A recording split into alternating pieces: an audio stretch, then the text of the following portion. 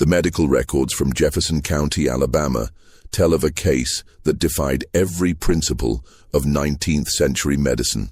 A 12-year-old boy, buried alive for 4 days beneath tons of iron ore and timber, emerged from what should have been his grave with injuries that physicians declared unsurvivable. Yet Thomas McCready not only lived, he endured months of increasingly brutal medical experiments that would have killed grown men. The Confederate Army's own Surgeon General called his survival an impossibility of human physiology. What the official records don't reveal is why young Thomas disappeared from all documentation in March of 1863, and why Dr. Harrison Webb, the physician treating him, was found dead in his clinic with his own surgical instruments embedded in his chest. Before we continue with the story of Thomas McCready and the dark secrets buried beneath the Tannehill Iron Works, make sure you're subscribed to our channel and let us know in the comments what state you're listening from. These American mysteries connect us all in ways we never expect. The truth about what happened in those Alabama mines would challenge everything the medical community thought they knew about human survival, and expose a conspiracy that reached from the battlefields of Virginia to the operating tables of Birmingham. Spring of 1862 brought desperation to the hills surrounding Birmingham, Alabama. The Confederate war machine demanded iron, tons of it, to forge cannons, rifles, and railroad tracks that would keep the Southern cause alive. The Tannehill Iron Works, nestled in the pine-covered valleys 20 miles southwest of the growing city, had become one of the most crucial industrial sites in the entire Confederacy. But the war had stripped the region of its strongest workers.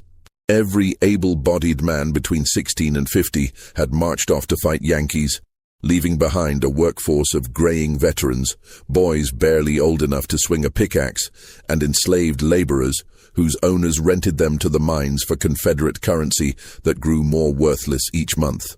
Thomas McCready had turned 12 that March, but his hands were already scarred from 8 months of working the deepest shafts of the Tannehill complex.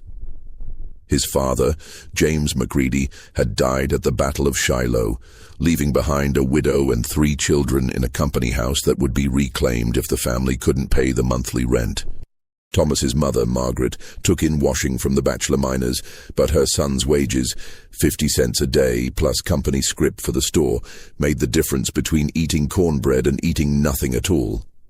The boy had learned to read the mountain's moods, to listen for the subtle groans and shifts that warned of instability in the tunnels.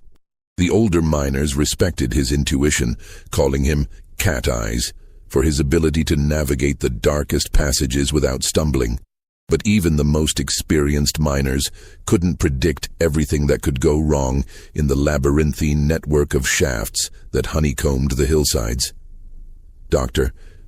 Harrison Webb had arrived at Tannehill in January of 1862, carrying credentials from the Medical College of South Carolina and an appointment as company physician signed by Confederate officials in Montgomery. At 34, Webb possessed the kind of sharp, calculating intelligence that made him invaluable to the mining operation.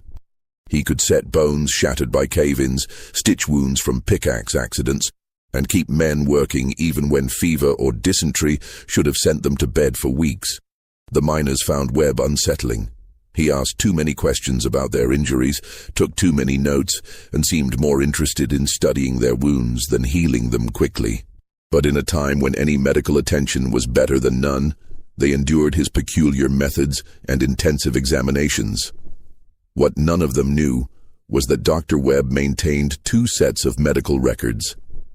The official ledger, kept for company inspectors and Confederate Army physicians who occasionally visited the site, documented standard treatments and expected recovery times.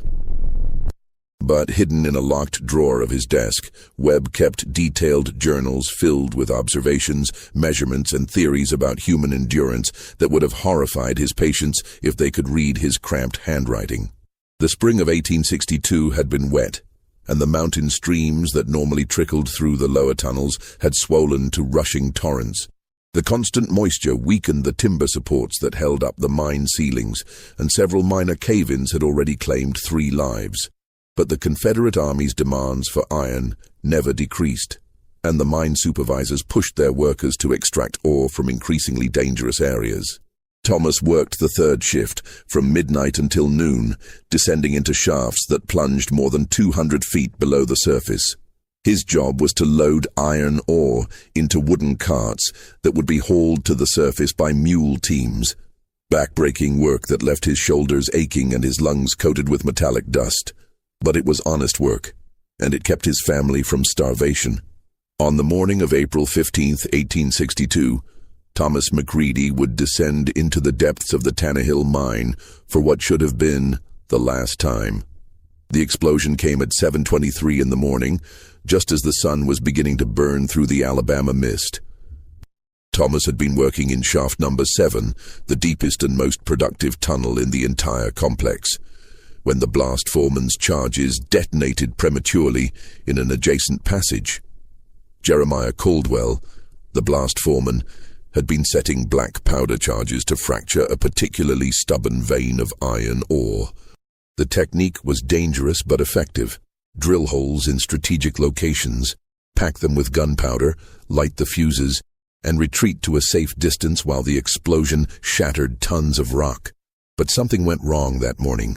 Perhaps the fuses were cut too short, or maybe moisture had affected the powder's burning rate. Whatever the cause, the charges exploded while Caldwell was still in the tunnel, and the concussion brought down not just the intended rock face, but also the ceiling supports in 3 adjacent shafts. Thomas was loading ore into a cart approximately 60 feet from the blast when the mountain seemed to convulse around him. The wooden support timbers cracked like rifle shots, and chunks of stone the size of wagon wheels began crashing down from the tunnel ceiling.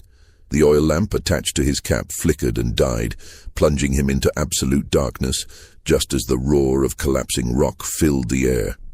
He had perhaps 3 seconds to react, 3 seconds to save his life or die beneath tons of Alabama granite.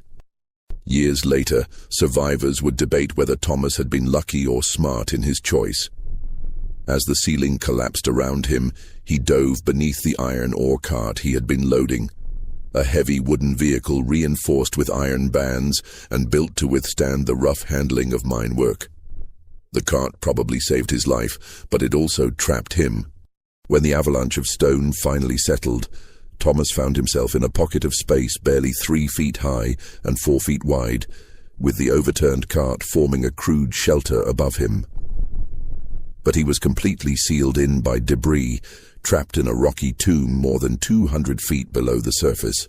Above ground, the rescue efforts began immediately. Mine Superintendent Edgar Pettigrew organized teams of workers who attacked the collapsed shafts with pickaxes, shovels, and their bare hands. But the cave-in had been massive, filling nearly a quarter-mile of tunnels with broken stone. 5 men were known to be trapped, including Thomas McCready and blast foreman Caldwell. Margaret McCready stood vigil at the mine entrance, her face streaked with tears and coal dust as she watched the rescue teams work. Other wives and mothers joined her in a growing crowd of desperate families, all hoping for miraculous news that never came. By the second day, hope began to fade. By the third day, the rescue workers were digging more carefully, expecting to recover bodies rather than survivors.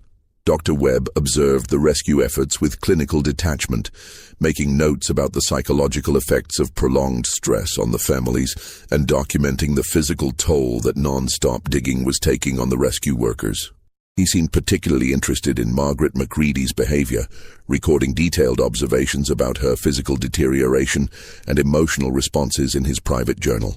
On the morning of April 19th, 4 days after the explosion, the rescue teams finally broke through to shaft number 7. What they found defied explanation. Jeremiah Caldwell and 3 other miners were dead, crushed by falling stones. But Thomas McCready was alive. The boy was unconscious when they pulled him from his rocky tomb, his body broken and battered, his lips cracked from dehydration, his clothes torn and bloodied. But he was breathing. Dr. Webb was summoned immediately, and his examination revealed injuries that should have been fatal. 3 ribs were broken. His left arm was fractured in 2 places. He had sustained a severe concussion, and his body was covered with deep lacerations from sharp stone fragments. But somehow, impossibly, Thomas McCready was alive after 4 days without food, water, or medical attention, trapped in a space that should have been his grave. Dr. Webb's fascination with the boy's survival began immediately, and it would soon become an obsession that would consume them both. The news of Thomas McCready's survival spread through the Alabama mining district like wildfire through dry pine needles. Miners who had worked these hills for decades claimed they had never seen anything like it. 4 days buried alive. It was the kind of survival story that seemed to belong in the pages of a dime novel rather than the harsh reality of Confederate Alabama. Dr. Webb transported Thomas to the company infirmary, a crude medical facility housed in a converted mining office building near the entrance to the Tannehill Works. The building contained 4 beds, basic surgical equipment, and a small pharmacy stocked with laudanum, mercury preparations, and other medicines that passed for advanced medical care in rural Alabama. For the first week, Thomas drifted in and out of consciousness, his body fighting infections from his numerous wounds and struggling to recover from severe dehydration. Margaret McCready rarely left his bedside, sleeping in a chair beside his bed and accepting food from other mining families who understood her situation. Dr. Webb encouraged her constant presence, claiming that a mother's care was essential for recovery. But Webb's interest in Thomas extended far beyond normal medical attention. Each day, he spent hours examining the boy's wounds, measuring their dimensions, documenting their healing progress, and recording detailed observations about Thomas's vital signs, reflexes, and responses to various stimuli.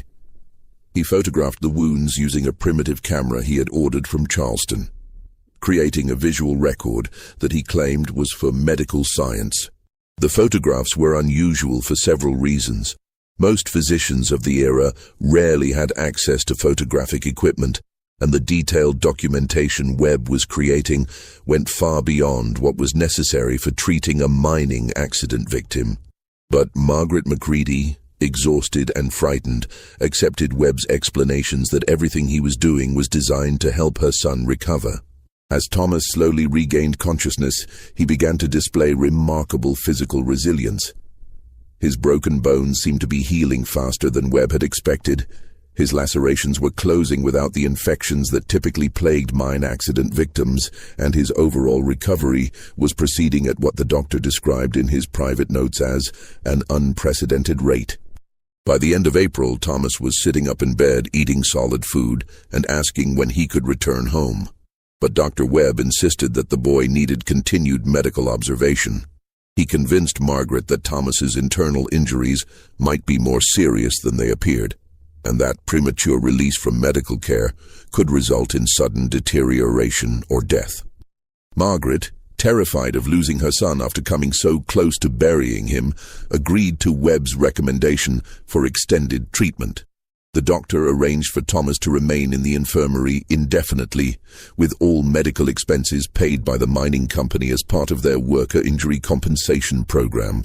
What Margaret didn't know was that the mining company's records showed Thomas McCready as having died in the cave-in, along with the other trapped miners.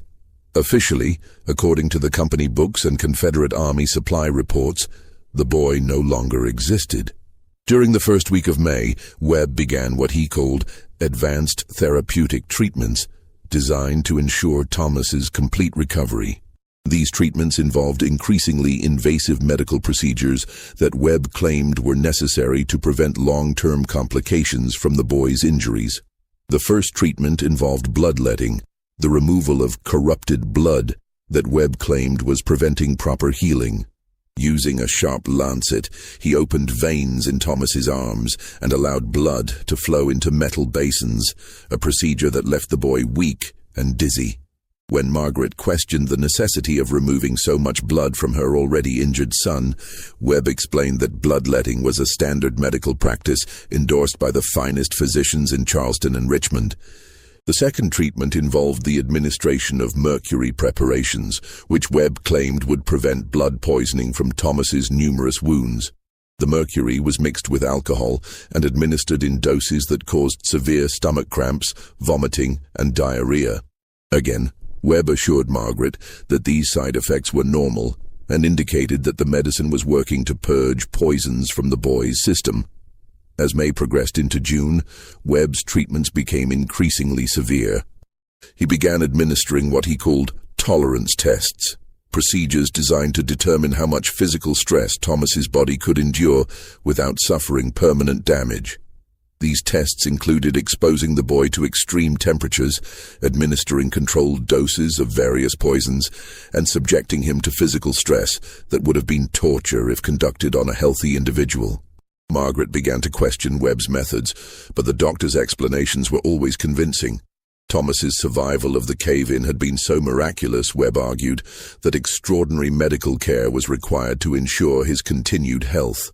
Any mother who truly loved her son, he implied, would want him to receive the most advanced medical treatment available, regardless of how uncomfortable those treatments might be. But late at night, when the infirmary was quiet and Webb had retired to his quarters, Margaret sometimes heard her son crying softly in his bed. When she asked Thomas about his tears, he would only say that the treatments hurt and that he wanted to go home. The boy seemed to be growing smaller and weaker rather than stronger, despite Webb's assurances that his recovery was progressing normally. By July of 1862, 3 months after the cave-in, Thomas Macready had become Dr. Harrison Webb's most intensive patient and his most closely guarded secret. The summer heat of 1862 turned the Alabama hills into a furnace, and the mining operations at Tannehill slowed to accommodate workers who collapsed from exhaustion in the sweltering tunnels. But inside the company infirmary, Dr. Webb's medical treatments continued with methodical precision, shielded from the outside world by thick stone walls and heavy curtains that blocked both sunlight and curious eyes. Thomas's condition had become a puzzle that consumed Webb's every waking hour. The boy's initial recovery from the cave-in had been remarkable, almost supernatural in its speed and completeness.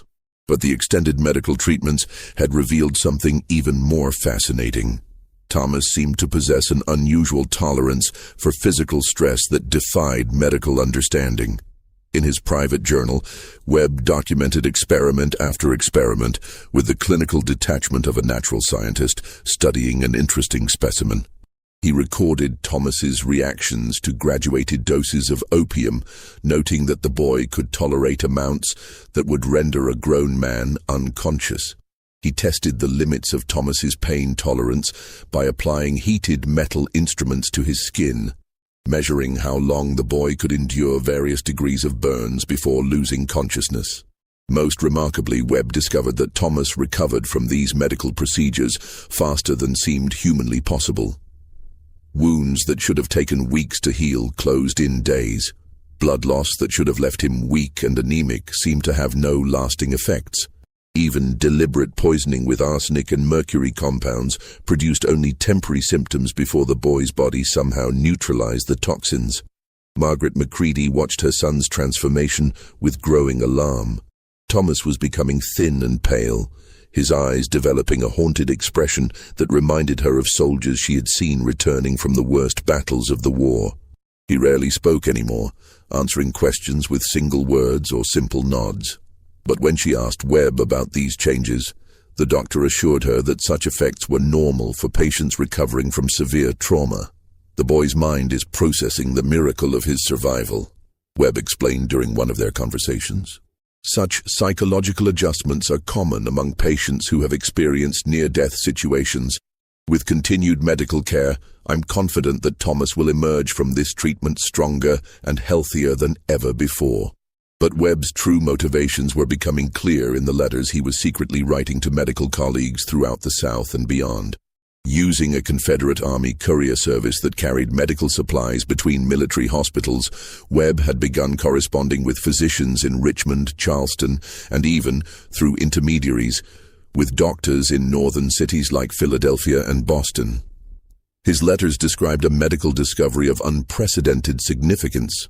A human being who appeared to possess extraordinary resistance to physical trauma, disease, and toxic substances. Such a discovery, Webb wrote, could revolutionize military medicine by revealing the secrets of human endurance and survival under extreme conditions. More importantly, Webb had begun to suspect that Thomas's unusual constitution might be replicated in other individuals through controlled medical intervention.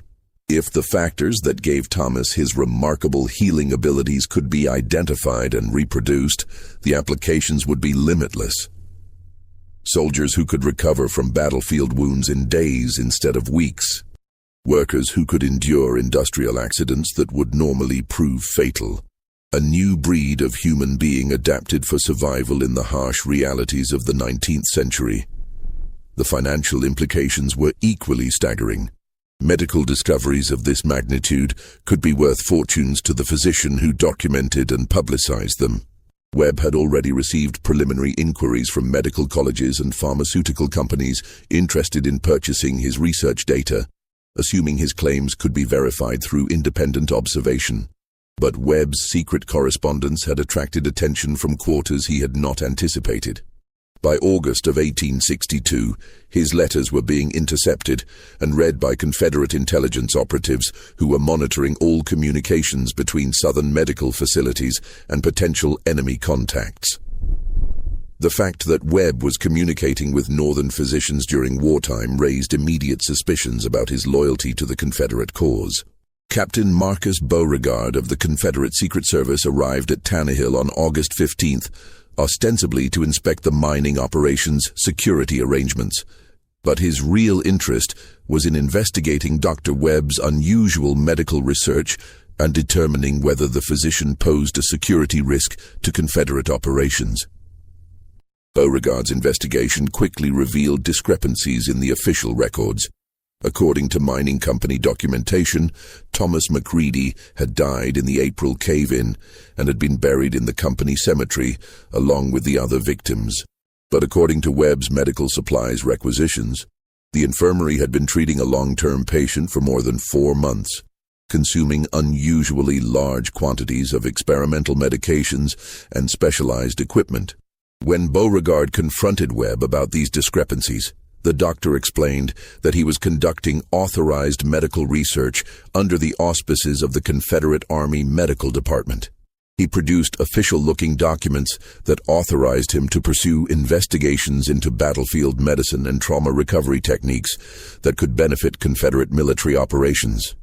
But Beauregard's experience with forged documents made him suspicious of Webb's paperwork. More importantly, his interviews with mining workers and local residents had uncovered disturbing rumors about the activities taking place in the company infirmary. Several miners reported hearing screams and crying from the medical building during late-night hours. Others claimed that Webb had been purchasing unusual supplies, surgical instruments, chemical compounds, and photographic equipment that seemed unrelated to treating routine mining injuries. Margaret McCready's testimony proved most damaging. Under gentle questioning from Beauregard, she described months of increasingly severe medical treatments that seemed designed to harm rather than heal her son. She admitted her growing suspicions that Webb's procedures were unnecessary and possibly dangerous, but explained that her fear of losing Thomas had made her reluctant to challenge a physician's authority. Beauregard's investigation culminated in a search of Webb's private quarters on August 20th. Hidden behind a false panel in the doctor's desk, investigators discovered Webb's secret journal and his correspondence with medical contacts throughout the country. The documents revealed the full scope of Webb's experiments on Thomas McCready and his plans to market his research findings to the highest bidder. But the most damning evidence was a series of photographs showing Thomas's injuries and recovery process over the previous 4 months. The images documented wounds, surgical procedures, and medical treatments that went far beyond anything justified by the boy's original cave-in injuries. Some of the photographs showed injuries that appeared to have been inflicted deliberately, with careful attention to documenting their healing progress. Captain Beauregard placed Dr. Harrison Webb under arrest on charges of treason, conducting unauthorized medical experiments, and child endangerment. But before Webb could be transported to Richmond for military trial, events at the Tannehill Infirmary would take a turn that no one had anticipated. The arrest of Dr. Webb created chaos at the Tannehill mining operation. Confederate intelligence officers sealed the company infirmary, confiscated all medical records, and began preparing to transport both Webb and Thomas McReady to Richmond for further investigation. But the complexity of the case, combined with the ongoing demands of the war effort, meant that official proceedings would be delayed for several weeks. Webb was confined to a guarded room in the mining company's administrative building, while investigators continued gathering evidence. Thomas was moved from the infirmary to his family's company house, where Margaret McReady could care for him, while Confederate authorities decided what to do with a child who had officially been dead for 4 months. The boy's return home should have been a joyous occasion, but Margaret was horrified by what months of Webb's treatments had done to her son. Thomas weighed barely 80 pounds, his body marked by scars from countless medical procedures, his behavior alternating between periods of silent withdrawal and sudden, inexplicable outbursts of rage. During his first night at home, Thomas woke screaming from nightmares about medical instruments and burning liquids. He refused to eat, claiming that food might contain medicine that would make him sick. When Margaret tried to examine his scars, he recoiled from her touch as if expecting pain. The confident, cheerful boy who had worked in the mines had been replaced by a traumatized child who flinched at shadows. But as the days passed, something unexpected began to happen. Away from Webb's constant medical interventions, Thomas started to recover not just physically, but mentally. His appetite returned, his weight increased, and he began speaking in complete sentences for the first time in months. More importantly, he started asking questions about what had happened to him and why. Margaret tried to shield her son from the full truth about Webb's experiments, but Thomas's questions became increasingly specific. He wanted to know why the doctor had given him medicines that made him sick, why certain procedures had been painful when Webb claimed they were for his own good, and why he had been forced to submit to treatments that seemed designed to hurt rather than heal. As Thomas's mental clarity returned, so did his memories of the previous months. He began describing Webb's procedures in detail, recounting conversations and events that Margaret had not witnessed because they had occurred when she was absent from the infirmary.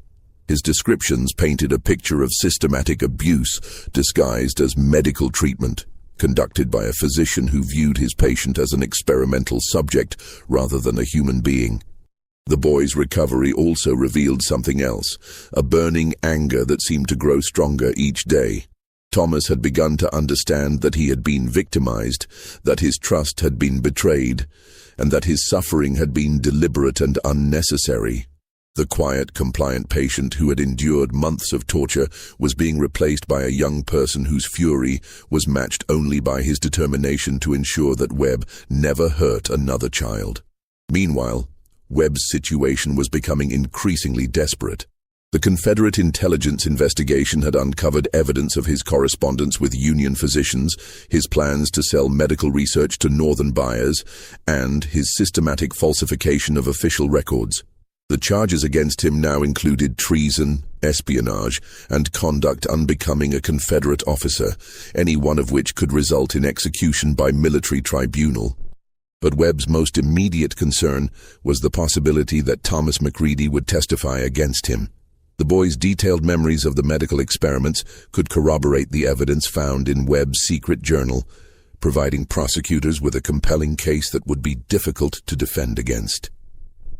From his guarded confinement, Webb began planning his escape. He knew that Captain Beauregard was preparing to transport him to Richmond within the week, and that once he reached the Confederate capital, his chances of avoiding execution would be minimal. His only hope was to flee before the transport could be arranged, but that would require eliminating the witnesses who could testify against him. On the evening of September 3, 1862, Webb implemented his escape plan. Using medical knowledge gained from years of treating injured miners, he feigned symptoms of severe abdominal pain that suggested appendicitis or intestinal obstruction. The guards, fearing that their prisoner might die before reaching trial, summoned the nearest available physician, an elderly country doctor named Samuel Hartley, who lived 10 miles from the mining site. Dr. Hartley's examination confirmed Webb's symptoms, and he recommended immediate surgery to prevent potentially fatal complications. The procedure would require moving Webb to better facilities and removing his shackles to allow proper medical access.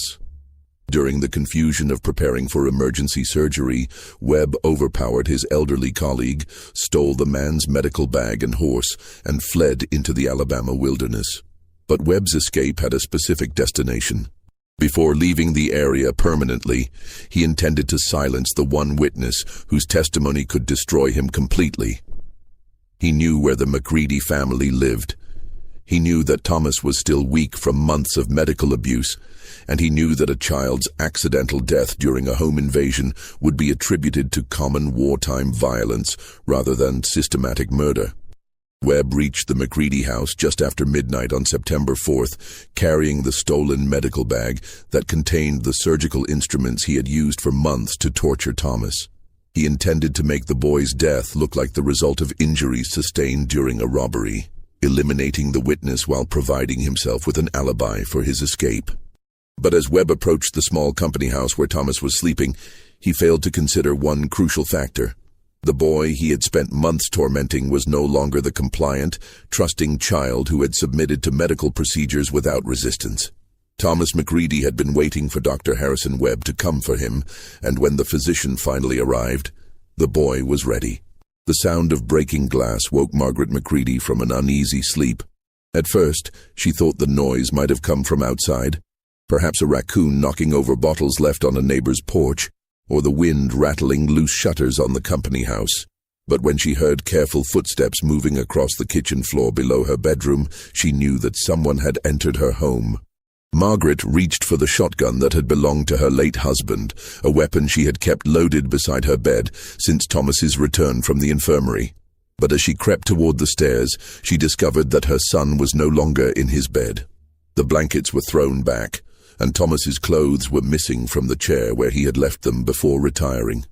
The boy had heard Webb's approach long before his mother was awakened. Months of medical torture had heightened Thomas's senses, making him acutely aware of sounds, movements, and changes in his environment that might signal approaching danger. He had been expecting Webb to come for him, not because of supernatural intuition, but because he understood that eliminating witnesses was the logical next step for a man facing execution for treason. Thomas had spent the previous week preparing for this confrontation. Using skills learned from 8 months of mining work and 12 years of survival in rural Alabama, he had crafted weapons from materials available in the company house. A kitchen knife had been sharpened to razor keenness on a grinding stone borrowed from a neighbor. Lengths of rope had been cut and knotted into snares that could trip or entangle an intruder. Most importantly, Thomas had used his intimate knowledge of the house's layout to prepare hiding places and escape routes that would give him advantages over an adult opponent. When Webb entered through the kitchen window, Thomas was waiting in the darkness behind the wood stove, his body pressed against the wall in a position that made him invisible to someone entering from outside. The boy watched as Webb moved carefully through the kitchen, his stolen medical bag clutched in one hand and a surgical scalpel gleaming in the moonlight in the other. Webb's plan was simple: kill the boy quickly and quietly, then stage the scene to look like a robbery gone wrong. He would take a few valuable items from the house to support the theft theory, then continue his flight toward the Tennessee border, where he could disappear into the chaos of wartime displacement and eventually make his way north to sell his medical research. But Webb had made a crucial error in his understanding of his intended victim. The months of medical experimentation had not broken Thomas's spirit. They had forged it into something harder and more dangerous than anything Webb could have anticipated. The compliant patient who had submitted to torture because he trusted adult authority no longer existed. In his place was a young person who understood that survival sometimes required violence, and who had learned to view other human beings with the same clinical detachment that Webb had once shown toward him. Thomas allowed Webb to search the downstairs rooms, waiting until the physician began climbing the stairs toward the bedrooms where he expected to find his sleeping victims. As Webb placed his foot on the third step, the one Thomas knew would creak loudly enough to mask other sounds, The boy emerged from hiding and struck. The kitchen knife went into Webb's lower back with the precision of someone who had watched medical procedures for months and understood human anatomy. Thomas had aimed for the kidney, knowing that such a wound would be incapacitating without being immediately fatal.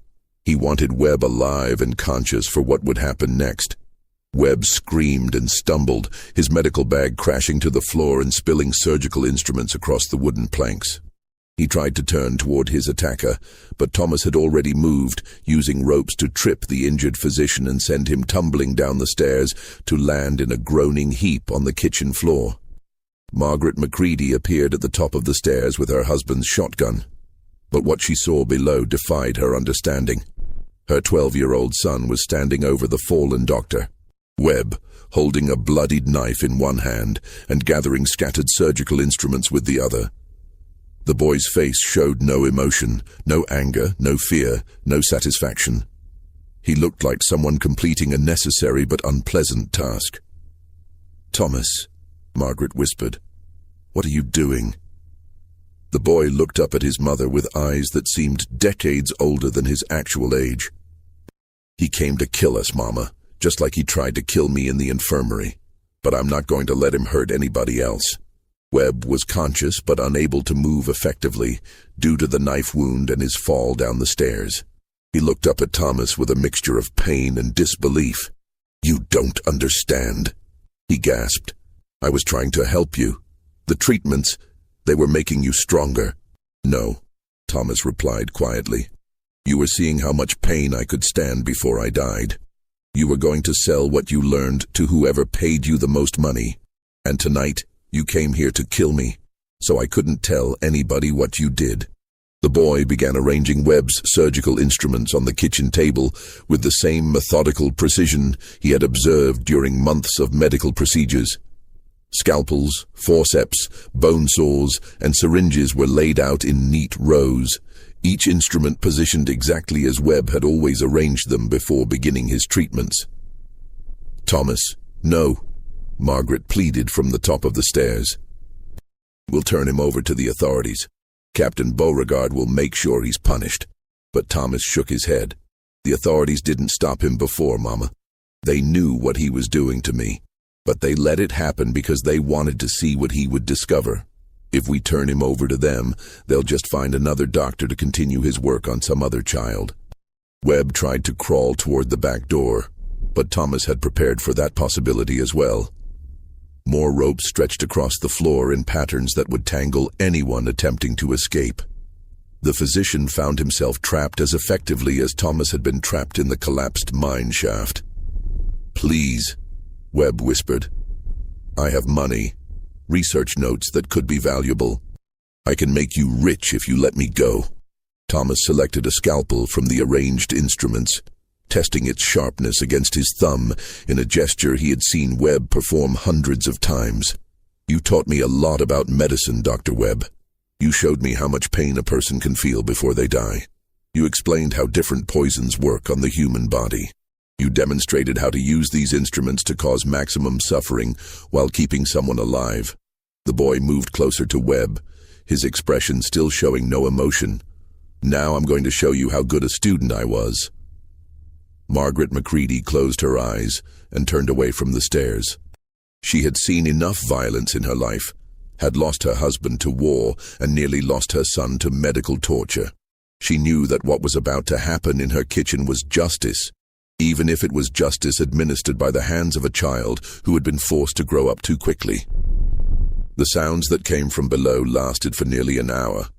When they finally stopped, Thomas climbed the stairs to his mother's room, washed the blood from his hands in her wash basin, and crawled into bed beside her, as he had done when he was much younger, and the world had seemed like a safer place. "It's over, Mama," he whispered. "Nobody's going to hurt us anymore." The official investigation into Dr. Harrison Webb's death concluded that the physician had been killed during a failed burglary attempt at the McCready residence. Captain Beauregard's report noted that Webb had escaped from Confederate custody and was apparently attempting to steal money and valuables to fund his flight from justice when he was surprised by the homeowner and fatally wounded in the ensuing struggle. Margaret McCready corroborated this version of events, testifying that she had awakened to find an intruder in her home and had used her late husband's shotgun in self-defense. The fact that Webb had been found with stolen medical instruments and a bag containing items taken from Dr. Hartley's office supported the burglary theory and suggested that the escaped prisoner had planned a series of crimes to finance his escape. Thomas McCready's role in the incident was described as minimal, a frightened child who had hidden during the confrontation and had only emerged after the danger had passed. Captain Beauregard noted that the boy appeared traumatized by the violence he had witnessed, but recommended no further action beyond ensuring that he received appropriate care for the psychological effects of his ordeal. The Confederate Army's investigation into Webb's medical experiments was quietly closed with findings that the physician had acted without proper authorization and had falsified records to conceal unauthorized research. The fact that Webb was now dead eliminated the need for a military trial, and officials in Richmond were eager to avoid publicity that might damage confidence in Confederate medical services. Thomas's official status was corrected. Records were amended to show that he had survived the mine collapse and had received legitimate medical treatment for his injuries. The mining company provided a settlement payment to the McCready family in compensation for the traumatic experience, allowing Margaret to relocate with her children to Birmingham, where she could find work in textile manufacturing that supported the war effort. But the true story of what had happened in the company infirmary and what had occurred in the McCready kitchen on the night of September 4th remained known only to Margaret and Thomas themselves. The boy never spoke about his months of medical torture, and Margaret never questioned the details of Webb's death. Some secrets, they both understood, were better left buried. The McCready family's relocation to Birmingham marked the beginning of a new chapter in their lives. Thomas found work in a textile mill, his small size and quick reflexes making him valuable for operating machinery that required careful attention to moving parts. His supervisors noted his unusual maturity and his ability to remain calm under pressure, qualities that made him an excellent worker despite his young age. Margaret married again in 1864. Wedding a widowed mill supervisor named Robert Garrison, whose own children had died of typhus during the war. Garrison was a kind man who asked no questions about Thomas's scars or the family's past at Tannehill, accepting them as refugees from the violence that had touched every family in the South. As the months passed, Thomas's physical health continued to improve. The scars from Webb's medical experiments gradually faded, though they never disappeared completely. More importantly, the boy's psychological recovery progressed steadily. He began to smile again, to play with other children in their Birmingham neighborhood, and to show interest in activities beyond mere survival. But those who knew Thomas well noticed changes that the cave-in and its aftermath had left in his character. He possessed an unusual awareness of human nature, an ability to read people's motivations and intentions that seemed uncanny in someone so young. He could sense when adults were lying to him, when situations were becoming dangerous, and when people around him were experiencing fear or pain. This heightened perception served Thomas well in the dangerous environment of wartime Alabama. He avoided recruitment by Confederate press gangs who were desperately seeking young workers for military support roles. He steered his family away from neighborhoods where violence was escalating. He seemed to possess an instinct for survival that kept them safe during the chaotic final years of the Civil War. In 1865, as Union forces occupied Alabama and the Confederacy collapsed, Thomas McCready was 17 years old and working as a shift supervisor in the Birmingham textile mill. His experiences had aged him far beyond his chronological years, but they had also given him skills and knowledge that would serve him well in the post-war Reconstruction period. Thomas never returned to the Tannehill Ironworks, though the site remained operational under Union control after the war. When asked about his reluctance to revisit the scene of his near-death experience, he would simply say that some places held too many memories to be comfortable. Those who pressed him for details found that he could become remarkably evasive when discussing his past. Margaret Garrison, She had taken her new husband's name, sometimes watched her son with a mixture of pride and concern. Thomas had survived experiences that would have destroyed most adults, and he had emerged as a capable, intelligent young man with a promising future. But she also recognized that his survival had come at a cost that might never be fully understood. The boy who had trusted Dr. Webb's authority completely no longer trusted anyone without careful observation and consideration. The child who had once been open and talkative had become someone who shared his thoughts sparingly, and only with people who had proven themselves worthy of confidence over time. Most significantly, Thomas had learned that sometimes good people must do terrible things to protect themselves and others from evil, a lesson that would shape his approach to moral questions for the rest of his life. In 1867, Thomas married Sarah Caldwell, the daughter of a Birmingham merchant who had prospered during the Reconstruction boom. Sarah was attracted to Thomas's quiet competence and his reputation as someone who could be trusted to handle difficult situations without losing his composure. Their marriage produced 3 children, all of whom grew up hearing stories about their father's survival of the mine collapse, but never learning the full truth about what had happened afterward. Thomas became a successful businessman, eventually owning several small manufacturing enterprises that employed dozens of workers in the growing industrial economy of post-war Alabama. His employees respected him as a fair but demanding boss who understood the dangers of industrial work and insisted on safety measures that other employers often ignored. But perhaps most remarkably, Thomas McCready became known throughout Birmingham as someone who was especially protective of children in dangerous situations. He frequently intervened when he suspected that young workers were being abused or exploited by their employers. He funded a small school for orphaned children whose parents had died in mining or factory accidents. And he was known to respond with surprising violence when he encountered adults who threatened or harmed children under their care. Local law enforcement learned to handle Thomas carefully when such incidents occurred.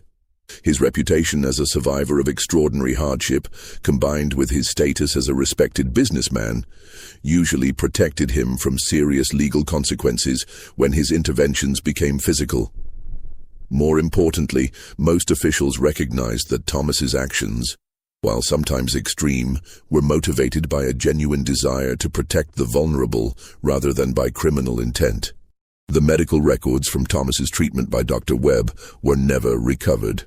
Captain Beauregard's final report mentioned that most of Webb's research materials had been destroyed during the physician's escape attempt, though historians have speculated that some documents might have been deliberately suppressed to avoid embarrassing questions about Confederate medical practices during the war. In 1892, 30 years after the cave-in at Tannehill, a reporter from the Birmingham Age-Herald attempted to interview Thomas McCready about his remarkable survival story for a feature article about local Civil War experiences. Thomas politely declined to be interviewed, explaining that he preferred to focus on the future rather than reliving traumatic events from his past. But the reporter's research had uncovered some interesting discrepancies in the official records. Confederate Army medical reports from 1862 contained references to experimental treatments being conducted on mine accident victims, though the specific details had been redacted or removed. More intriguingly, post-war medical journals contained several anonymous articles describing unusual cases of accelerated healing and pain tolerance that seemed to match Thomas's experiences at Tannehill. When the reporter presented these findings to Thomas and asked for comment, the businessman's response was brief but pointed. Some medical experiments should never be repeated, and some doctors should never be trusted with another patient. The war is over, and so are the men who conducted those experiments. That's all that matters now. The reporter's article was never published. According to newspaper records, the story was killed by the editor after receiving complaints from several prominent Birmingham citizens who felt that dredging up wartime controversies would be harmful to the city's reputation and economic development. Thomas McCready died in 1923 at the age of 73, surrounded by his children and grandchildren in the comfortable Birmingham home he had built with the profits from his business enterprises. His obituary in the Age Herald described him as a respected community leader and survivor of the Tannehill mine disaster, but made no mention of his medical treatment or Dr. Webb's experiments. But among the papers found in Thomas's desk after his death was a locked metal box containing a collection of items that his family could not immediately identify. The box held several old photographs showing medical instruments and surgical procedures, a stack of handwritten notes in what appeared to be a physician's handwriting, and a small leather journal filled with observations about pain tolerance, healing rates, and human endurance. Thomas's eldest son, James McCready II, initially planned to donate these materials to the Alabama Historical Society as part of his father's papers. But after reading through the documents more carefully, he decided that some aspects of his father's experiences were too disturbing to be preserved for public examination. On a cold February morning in 1924, James McCready built a fire in his backyard and burned every document, photograph, and note that related to his father's medical treatment in 1862.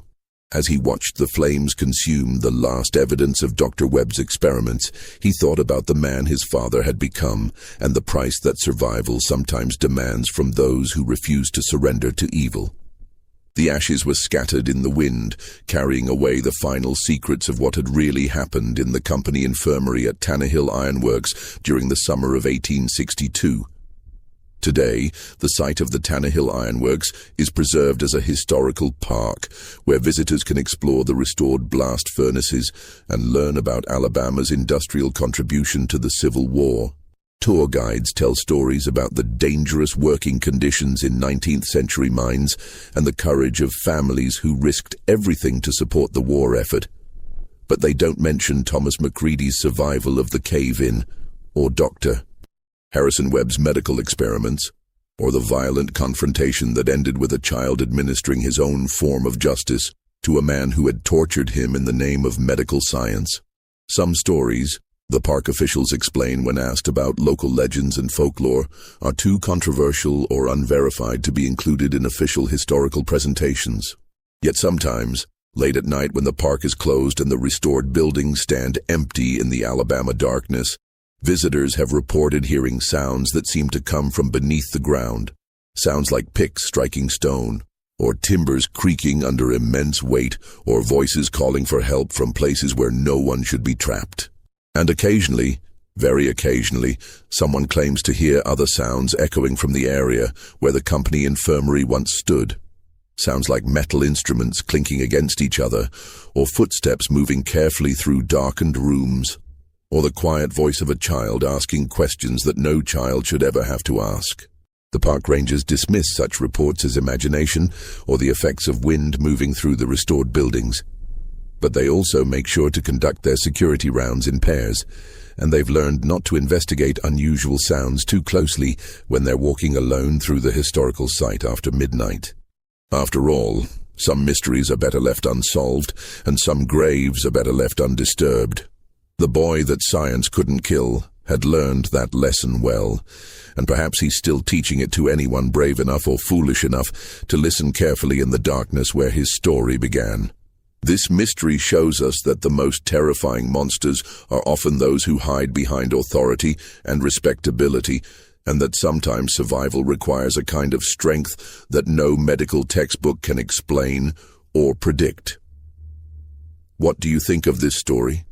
Do you believe that Thomas McCready's actions were justified, or do you think there might have been another way to stop Dr. Webb? Leave your comment below and let us know what you think about this dark chapter in Alabama's Civil War history. If you enjoyed this tale and want more stories about the hidden horrors of American history, subscribe to our channel, hit the notification bell, and share this video with someone who loves mysteries that blur the line between historical fact and nightmare. See you in the next video, where we'll explore another story that official records tried to forget.